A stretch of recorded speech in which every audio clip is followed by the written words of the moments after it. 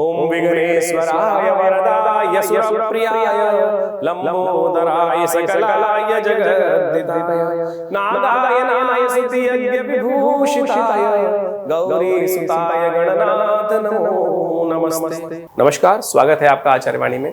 मैं आचार्य विक्रमादित्य आपके साथ हूँ और आज का विषय हमारा जो है वो है मेष राशि वालों के लिए कैसा रहेगा ये विशेष तौर पर जिस समय चल रहा है आपके लिए क्या कुछ करने की योग बना रहा है।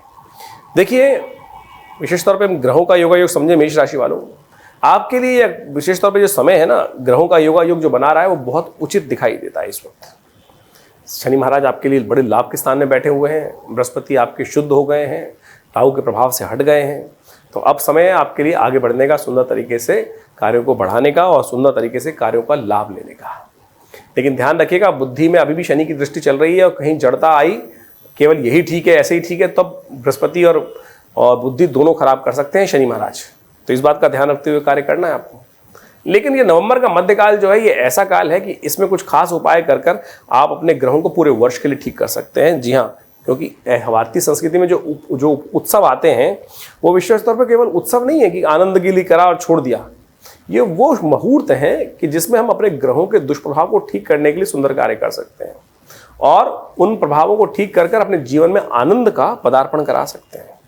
तो इन सब चीज़ों को समझ लीजिए कैसा ग्रहों का योगा योग बन रहा है और क्या आप उसको लाभ लेने की स्थिति बना सकते हैं। सबसे पहले बात कर लेते हैं 11 नवंबर की। देखिए, 11 नवंबर को त्रयोदशी तिथि उदया तिथि के रूप में विद्यमान है, शनिवार का अवसर है और ग्रहों का योगा योग यदि आपकी राशि के अनुसार से हम बात करें तो आपकी राशि के अनुसार से बड़ा अच्छा दिखाई देता है। समय सुबह का समय थोड़ा भारी दिखाई देता है, थोड़ा से परेशानी हो सकती है, 2-3 दिन चल रहा हो, लेकिन आगे आने वाले समय में उनसे निवृत्त होकर आगे सुंदर समय का सदुपयोग मिलने की, शांति वाला सुबह करने के योग दिखाई देते हैं, नई उम्मीद जागने के योग दिखाई देते हैं बहुत सारी चीज़ों में।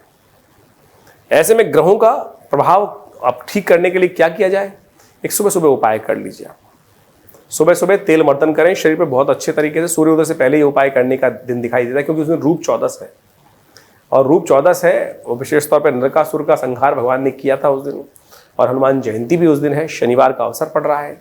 और आपकी राशि के अनुसार से बात करें तो आगे आने वाले समय में मंगल जहां परिवर्तन होकर जाएंगे ना वृश्चिक राशि में, वो आपको थोड़ा कष्ट में डाल सकते हैं, उसका उपाय आपको पहले से कर लेना चाहिए। तो ये दिन है जो आपके बहुत सुंदर तरीके से कई उपायों करने का दिन दिखाई देता है। सुबह सुबह तो कोशिश करना चाहिए तेल से अच्छे से मर्दन, तिल का तेल शरीर पे लगाकर मर्दन करें शरीर को और उसके बाद सूर्योदय से पहले स्नान करें, अपामार्ग का पेड़ लेकर अपने सिर के ऊपर से वार कर 7 बार उसको घर के बाहर फेंक दें और फिर घर के बाहर उन्हीं वस्त्रों में जाकर गीले वस्त्रों में स्नान करना चाहिए और उसके बाद 2 दीपक प्रज्वलित करने चाहिए यम के पुत्रों के निमित्त। ये सुबह सुबह का उपाय है, रूप 14 के निमित्त किया जाता है और विशेष तौर पर यमराज को का तर्पण करने की, विशेष तौर पर यम के साथ जो 14 मंत्र हैं उनके द्वारा तर्पण करने का नियम किया जाता है। तो यम आदि का तर्पण विशेष तौर पर अवश्य करना चाहिए।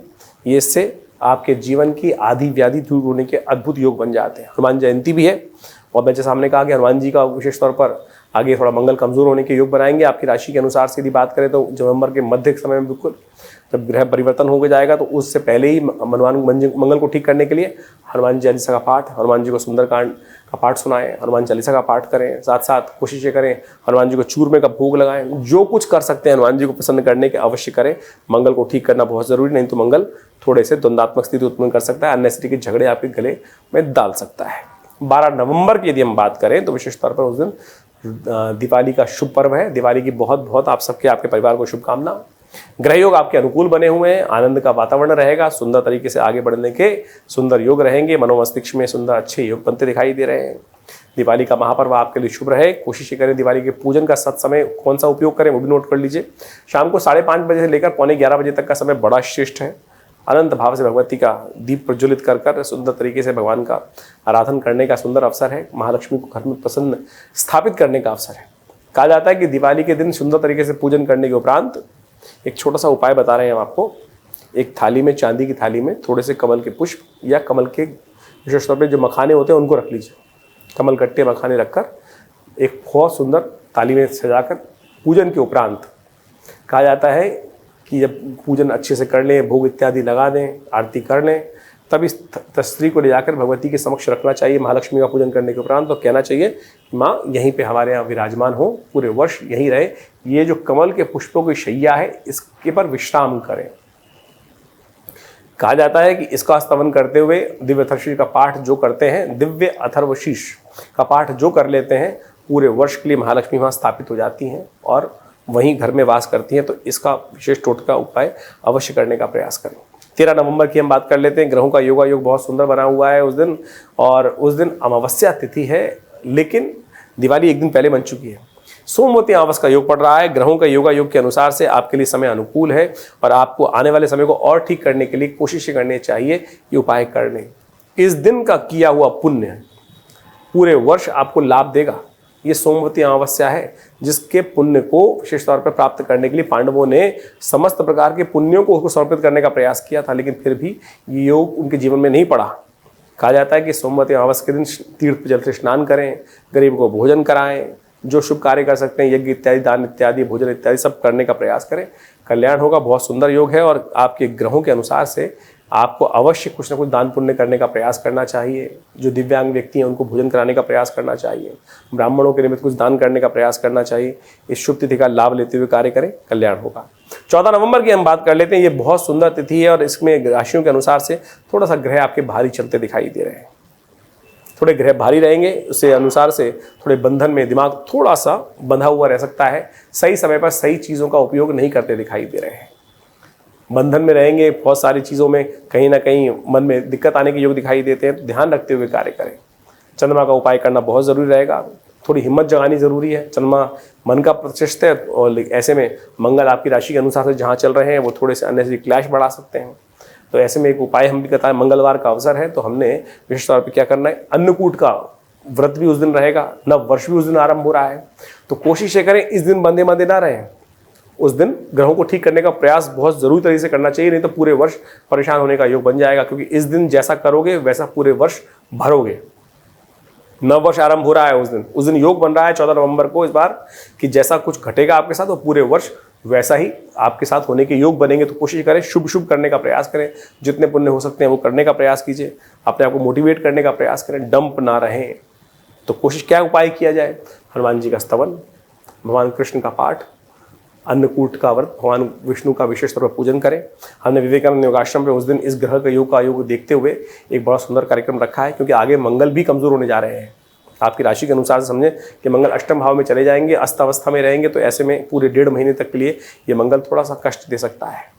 तो ऐसे में ठीक करने के लिए क्या किया जाए, हमने उसके लिए एक तो ग्रह शांति महायज्ञ रखा है, नवग्रह शांति महायज्ञ, साथ साथ सुंदरकांड का पाठ रखा है जो विवेकानंद योगाश्रम दिल्ली में किया जाएगा। आप सब भी उसमें सम्मिलित हो सकते हैं। साथ में विशाल भंडारा रहेगा, अन्नकूट का पूजन रहेगा, विशेष तौर पे भगवान गोवर्धन की पूजा रहेगी, अन्नकूट का प्रसाद रहेगा।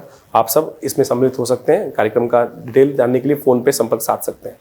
15 नवंबर को विशेष तौर पे द्वितीया तिथि पड़ रही है, यम द्वितीया है। उस दिन भैया दूज का पर्व है। आपकी राशि के अनुसार से यदि हम बात करें तो थोड़ा सा आपका ग्रह हल्का चल रहा है इन दिनों, जैसा हमने आपको बताया। उसको ठीक करने के लिए विशेष तौर पे सबसे सुंदर उपाय यह है कि भाई लोग अपनी बहन के घर जाएं, उनके साथ दिया हुआ भोजन करें, उनके साथ आनंद से करें, और बहनें विशेष तौर पर भाइयों को तिलक करें। इससे दोनों के जीवन में शुभ का योग बनेगा और कल्याण के योग बनेंगे। ये सुंदर रहेगा। एक उपाय और कर सकते हैं, शाम को चंद्र दर्शन होगा, कोशिश करें चंद्र दर्शन करने के उपरांत गौ पूजन कर लें। ये बड़ा सुंदर उपाय है। आने वाले समय में परिवर्तन करने का सुंदर अवसर आपको प्राप्त हो सकता है। 16 नवंबर के दिन बृहस्पतिवार है। उस दिन तृतीया तिथि पड़ रही है और उस दिन कई ग्रहों का परिवर्तन है। चंद्रमा सुबह सुबह परिवर्तित हो जाएंगे, सुबह 3 बजे, 10 बजे के आसपास मंगल परिवर्तित होकर वृश्चिक में चले जाएंगे। मंगल धनु में जाएंगे, नवम भाव में आपके भाग्य में। ये बहुत सुंदर है। चंद्रमा जो मंगल जो है आपके अष्टम भाव में जाएंगे, चंद्रमा जो है आपके नवम भाव में चले जाएंगे, भाग्य में चले जाएंगे, और वो वहाँ विशेष तौर पे बड़ा सुंदर योग बना लेंगे। बुध के विशेष तौर पे कई ग्रहों के साथ धनु में अच्छा योग बनाएंगे। बृहस्पति के साथ गजकेसरी योग का निर्माण कर लेंगे, बड़ा सुंदर आपके लिए रहेगा। लेकिन चंद्रमा जो मंगल का परिवर्तन है और सूर्य का परिवर्तन है, ये थोड़ा कष्ट में दिखाई देगा। इसका उपाय आपको लगातार करने की जरूरत दिखाई देती है, और नहीं तो ये थोड़ा सा अननेसेसरी आपको दुनिया से परेशानी की तरफ ला सकता है। दुनिया आपके साथ अगेंस्ट हो सकती है। आप अकेले अपने आप को सोच सकते हैं कि मैं अलग थलग पड़ गया, कोई साथ नहीं दे रहा है। लेकिन एक बात समझ लीजिएगा, बड़े लोग, बड़े विचार वाले जो लोग हैं, कंजर्वेटिव वाले लोग नुकसान करेंगे आपको। बड़े विचारधारा वाले व्यक्ति जो है वो आपको लाभ दे सकते हैं। ऐसे में एक बात ध्यान रखें, हनुमान मंगल के मंत्र का जप करें, ओम क्रांग क्रीं क्रौंग से भौमाय नमः। ये सुंदर उपाय रहेगा। 17 तारीख को संक्रांति का पुण्य रहेगा, क्योंकि सूर्य जो है वो परिवर्तित तो कर गए पिछली राशि में, लेकिन पिछले दिन रात को 1 बजे के आसपास ये उपाय हुआ, 1:30 बजे योग बना था। तो संक्रांति का पुण्य अगले दिन रहेगा। ऐसे में आपको सूर्य के नेगेटिव प्रभाव को दूर करने के लिए चावल और उड़द की दाल का दान करना चाहिए, ये आपके लिए अच्छा रहेगा। नहीं तो सूर्य इन दिनों 1 महीने थोड़ा आपके ग्रहों पर भारी रहेंगे, मंगल को भी खराब कर रहे हैं, बुध को भी खराब कर रहे हैं। तो ऐसे में विशेष तौर पर ये उपाय इस दिन कर आप अपने ग्रहों के प्रभाव को ठीक कर सकते हैं, नहीं तो ये कष्ट देने के योग बना सकता है। 18 नवंबर को विशेष तौर पर पंचमी तिथि का अवसर है और ग्रहों का परिवर्तन सुबह सुबह होने के योग बन रहे हैं, और ये परिवर्तन आपके लिए अच्छा रहेगा। आपके कार्यों को पहचान मिल सकती है, उसमें सफलता के अवसर आपको प्राप्त हो सकते हैं, थोड़े से पॉजिटिव चेंजेस आने के योग दिखाई देते हैं। ऐसे में काले उड़द का दान करना आपके लिए अच्छा दिखाई देता है। वहीं 20 नवंबर की हम बात करें तो उस दिन षष्ठी तिथि है और सप्तमी तिथि का क्षय है। छठ पर्व है, रविवार के दिन पड़ रहा है। भगवान सूर्य का दर्शन करते हुए इस पर्व का आरंभ करना चाहिए, ये सबसे अनुकूल रहेगा आपके लिए। और ऐसे में सूर्य जो कमजोर आपकी राशि में चल रहे हैं उनके लिए सबसे श्रेष्ठ उपाय है।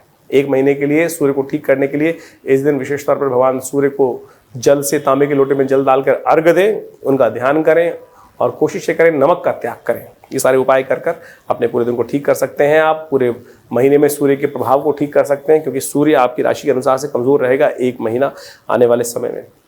ऐसे में एक बात का और ध्यान रखें, इस दिन सप्तमी तिथि क्षय हो रही है, तो नए कार्यों के आरंभ करने के लिए दिन अच्छा नहीं है। नवंबर की बात कर लें, 20 नवंबर की, तो उस दिन अष्टमी तिथि उदय तिथि है, क्योंकि सप्तमी क्षय हो गई, अष्टमी का आगमन हो गया छठी के बाद। और सोमवार का अवसर, ग्रहों का परिवर्तन का योग बन रहा है। ये परिवर्तन आपके लिए ओवरऑल अच्छा दिखाई देता है, पॉजिटिव रहेगा। लेकिन भद्रा है, सुबह 8 बजे सुबह सूर्योदय से लेकर करीब शाम के 4 बजे तक। तो नए कार्य आरंभ करने के लिए, नए प्रोजेक्ट्स हाथ में लेने के लिए थोड़ी सी कष्ट होने के योग बनते हैं। कष्टों को ठीक करने के लिए गोपाष्टमी है, भगवती गौ माता का विशेष तौर पर पूजन करें, गाय के मंदिर में, गाय के गौशाला में जाकर उनका पूजन करें, गुड़ खिलाएं गाय को। ये आपकी राशि के अनुसार सबसे श्रेष्ठ उपाय रहेगा, करें, कल्याण होगा। नमस्कार, धन्यवाद।